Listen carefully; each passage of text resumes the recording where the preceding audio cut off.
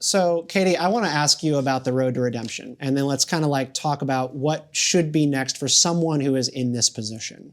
I think a big and important part of your own story, the story of Blocked and Reported, is when certain doors in the mainstream are kicked closed on you for having heterodox opinions, or you fall out of grace for right or wrong reasons. What comes next, and what does it mean to actually be redeemed? In the LA Magazine story, one of his friends who still stayed close to Ryan says he's searching for some redemption right now. I don't know what that means for someone like him, because I think he wants it to be having everything be the way that it was, rather than trying to make things right. What do you think? Yeah, I think you're probably right about that. Things are not going to go back to the way that they were for Ryan Adams. But you can see people can have sex. I'm sorry. They can.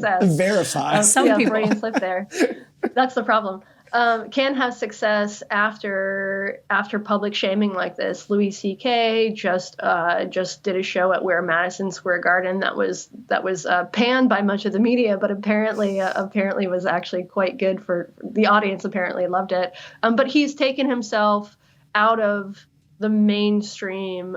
He did this before the allegations against him, but like he sells direct to customers from his website. Ryan Adams could do something like that. Yeah. Become more of an independent. Yeah. I think it's really interesting. So I live in New York, and I've been going to the Comedy Cellar lately. And a measure that they've put in place, I think in the last 2 years, is when you enter, everybody in the group has to turn off their phones or put them in airplane mode, and then they put them in a sealed bag. And they give you back the bag.